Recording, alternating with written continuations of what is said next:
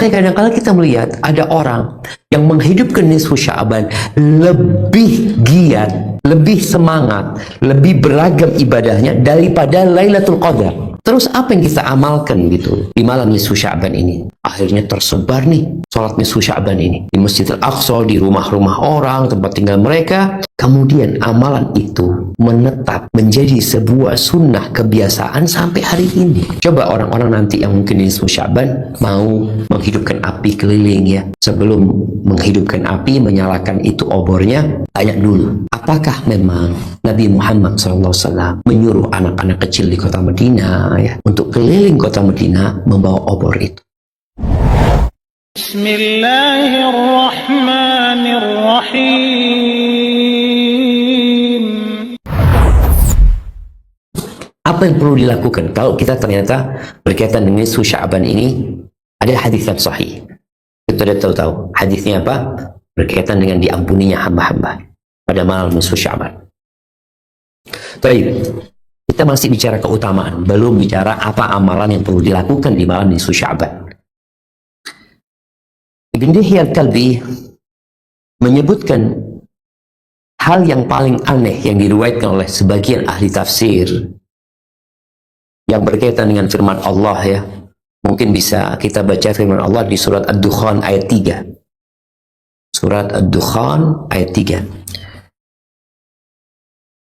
Ada yang mengatakan bahwasanya nisfu Sya'ban itu adalah malam Lailatul Qadar, malam diturunkannya Al-Quranul Karim. Nah, mungkin kita bisa baca Ad-Dukhan ayat 3, kemudian mohon disiapkan ada surat Al-Baqarah ayat 185. Nah, silakan dibaca Ad-Dukhan. A'udzu billahi minasyaitonir rajim. Bismillahirrahmanirrahim. Inna anzalnahu fi lailatin mubarakah. Inna kunna munzirin. Yang artinya, sesungguhnya kami menurunkannya pada suatu malam yang diberkahi, dan sesungguhnya kamilah yang memberi peringatan. Baik. Sebagian ahli tafsir mengatakan bahwa kejadian diturunkannya Al-Quran ini adalah Lailatul Nisfi min Sya'ban. Ada yang meriwayatkan seperti itu. Seperti ada riwayat Ikrimah tentang surat Ad-Dukhan ini ayat 4, qala fi lailatin nisfi min Sya'ban, di malam nisfu Sya'ban, yubramu fihi amru sana, malam itu urusan takdir setahun ditetapkan, wa tunsakhul ahya'u minal amwat, dan dijelaskan apa yang akan mati tahun itu ya, ditulis kembali, wa yuktabul haj fala yuzadu fihim ahad, yang mau haji tahun itu juga sudah ditulis di malam nisfu Sya'ban dan nggak akan ditambahkan. Jadi jemaah haji tahun ini berapa, itu nisfu Sya'ban sudah ditetapkan. Ini menurut pendapat Ikrimah tadi ya. Wala yanqus minhu ahad, nggak akan ditambah, nggak akan berkurang. Namun riwayat ini dhaif, nggak benar, dari Ikrimah seorang tabi'in. Kenapa?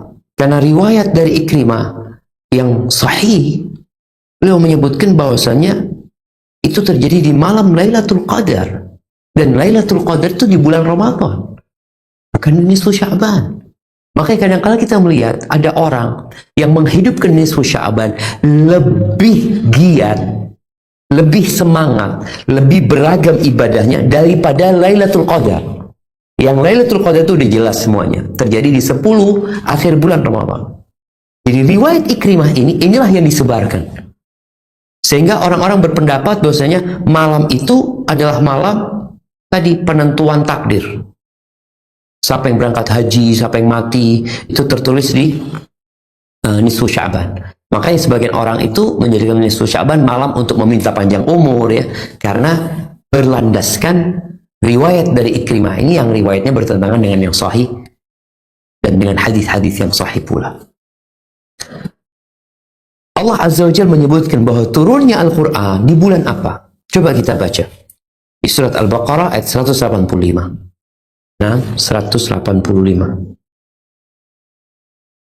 شهر رمضان الذي أنزل فيه القرآن هدى للناس وبينات من الهدى والفرقان فمن شهد منكم الشهر فليصم ومن كان مريضا أو على سفر فعدة من أيام أخر يريد الله بكم اليسر ولا يريد بكم العسر ولتكملوا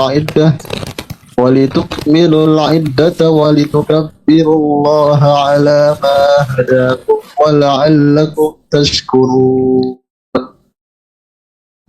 Beberapa hari yang ditentukan itu ialah bulan Ramadan, bulan yang di dalamnya diturunkan Al-Quran atau diturunkan permulaan Al-Quran sebagai petunjuk bagi manusia dan penjelasan-penjelasan mengenai petunjuk itu dan pembeda antara yang hak dan antara yang batil. Karena itu barang siapa di antara kamu hadir di negeri tempat tinggalnya di bulan itu, maka hendaklah ia berpuasa pada bulan itu. Dan barang siapa sakit atau dalam perjalanan lalu ia berbuka, maka wajiblah baginya berpuasa sebanyak hari yang ditinggalkannya itu pada hari-hari yang lain. Allah menghendaki kemudahan bagimu dan tidak menghendaki kesukaran bagimu. Dan hendaklah kamu mencukupkan bilangannya, dan hendaklah kamu mengagungkan Allah atas petunjuknya yang diberikan kepadamu supaya kamu bersyukur. Barakallahu fiik.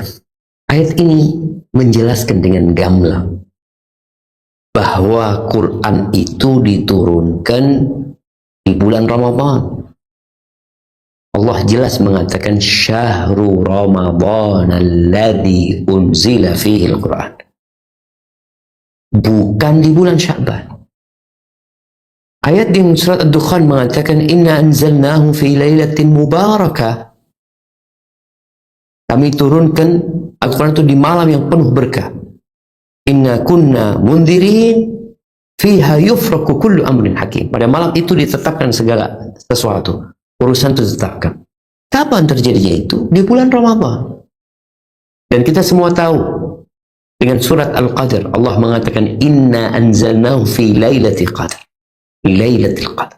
Allah sebutkan turunnya malaikat di sana. Lailatul qadri khairun min alfi syahr, lebih baik dari 1000 bulan. Ini yang penuh berkah, bukan nisfu Sya'ban. Tapi karena adanya ungkapan tadi Ikrimah ya, yang kemudian diterima oleh masyarakat mungkin tanpa mengecek kesahihannya. Kemudian juga ada hadis yang diriwayatkan oleh Dainuri dari Rashid ibn Sa'ad bahwa Nabi SAW mengatakan fi lailatin nisfi min Sya'ban yuhillah ila malakil maut. Pada malam nisfu Sya'ban Allah mewahyukan kepada malaikat pencabut nyawa biqabdi kulli nafsin yuridu qabdaha fi tilka sana. Kasih tahu malaikat pencabut nyawa ini bahwasanya siapa saja yang tahun itu mati itu nisfu Sya'ban. Tapi hadis ini dhaif, hadis mursal. Kemudian juga ada hadis Ibn Jarir Tabari meriwayatkan dari Uthman bin Muhammad ibn al-Mughirah bahwa Nabi sallallahu alaihi wasallam qala tuqta'ul ajal min Sya'ban ila Sya'ban. Ajal itu ditetapkan dari bulan Sya'ban ke bulan Sya'ban. Hatta inna rajula la yankih wa yulad lahu wa qad ukhrija ismuhu fil mautah. Sampai yang berkaitan dengan siapa yang akan menikah, siapa yang akan punya anak, siapa yang ditulis dia akan mati tahun itu, semua itu telah disebutkan di nisfu Sya'ban ini atau di bulan Sya'ban ini. Dan hadis ini juga hadis yang dhaif. Ahibati fillah, jelas sekali kalau bicara malam penentuan ajal itu Lailatul Qadar, bukan nisfu Sya'ban. Hadis-hadis yang berkaitan dengan nisfu Sya'ban ada yang sahih, yang tadi berkaitan dengan pengampunan yang Allah berikan ya, kecuali buat orang yang musyahin, orang yang musyrik dan orang yang menyimpan dendam saudara-saudaranya, tidak bertegur sapa dengan saudaranya. Baik, terus apa yang kita amalkan gitu di malam nisfu Sya'ban ini? Kalau kita tahu ada keutamaan yang disahihkan oleh para ulama, kemudian ada keutamaan-keutamaan yang tidak sahih. Udah. Kita sekarang melihat apa yang dikerjakan oleh Nabi Sallallahu Alaihi Wasallam pada nisfu Sya'ban yang sahih. Ada disebut. Bahwasanya ada kegiatan yang beliau kerjakan. Ahibati fillah. Yang dilakukan manusia apa? Menghidupkan malam nisfu Sya'ban ada dua. Ada yang menghidupkan nisfu Sya'ban dengan beribadah. Ada yang menghidupkan nisfu Sya'ban dengan bawa api. Mereka keliling bawa obor. Maka coba semuanya berusaha untuk mencari tahu apa yang dilakukan Nabi SAW.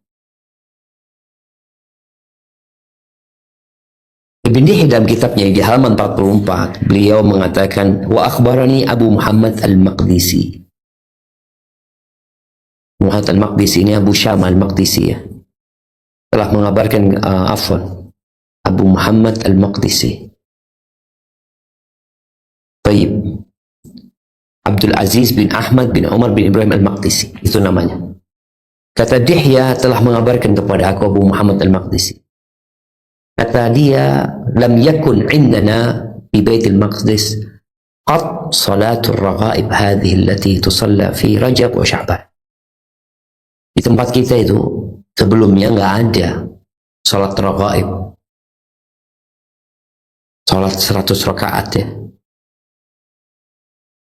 Di bulan Rajab wala bulan Sya'ban. Sebelumnya nggak ada di Baitul Maqdis itu. Fa'awwalu ma hadathat indana, kapan terjadi ibadah salat raghaib? Orang menghidupkan ibadah di masjid. Tadi kita sebutkan ada yang menghidupkan nisfu Sya'ban dengan salat, dengan ibadah, ada yang menghidupkan dengan api, dengan obor yang paling atau dengan kegiatan-kegiatan lain.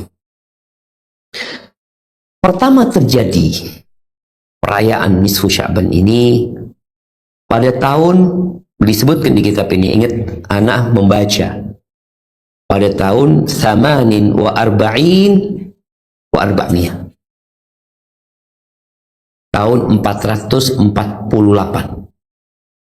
tahun 448 Nabi kita Muhammad SAW meninggal dunia pada tahun 11 Hijriah, jadi 437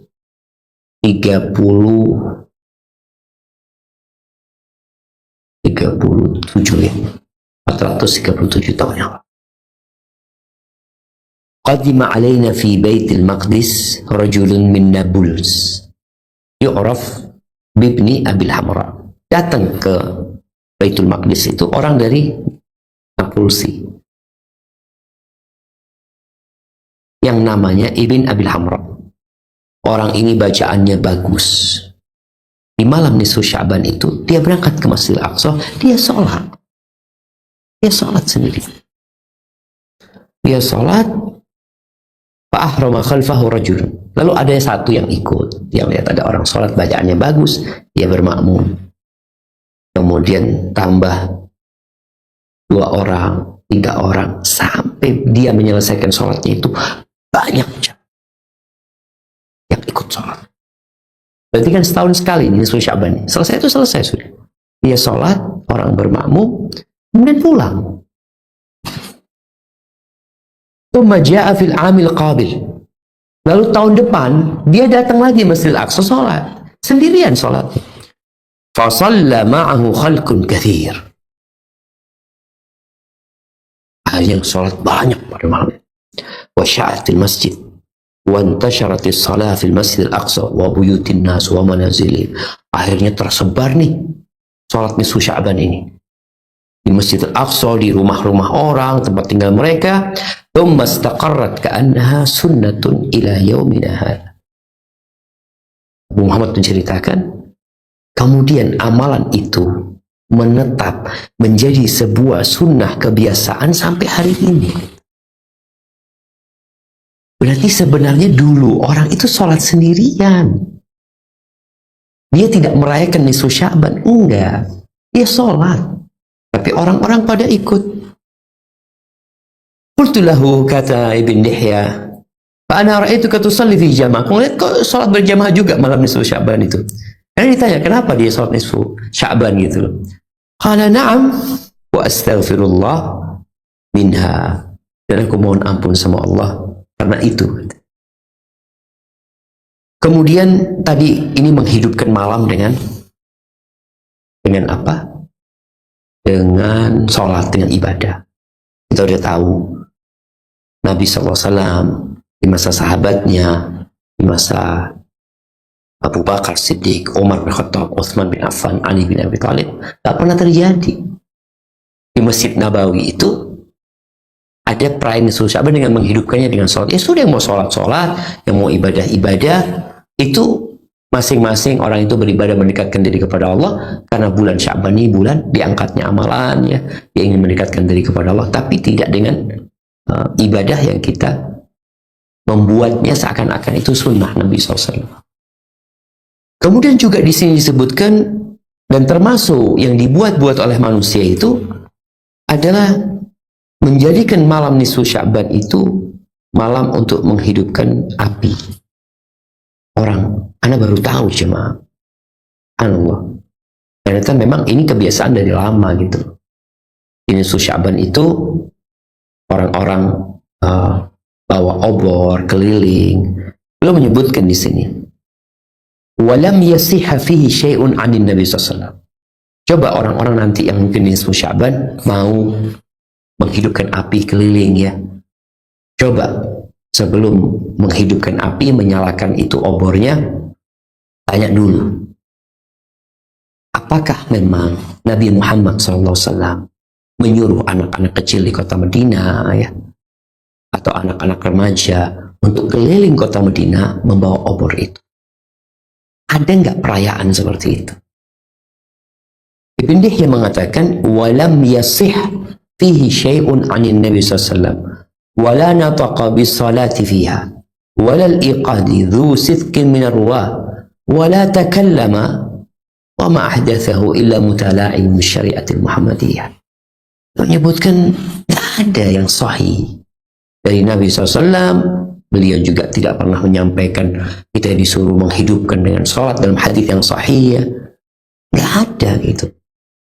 Terus ya udah, kita beribadah kepada Allah Azza wa Jalla.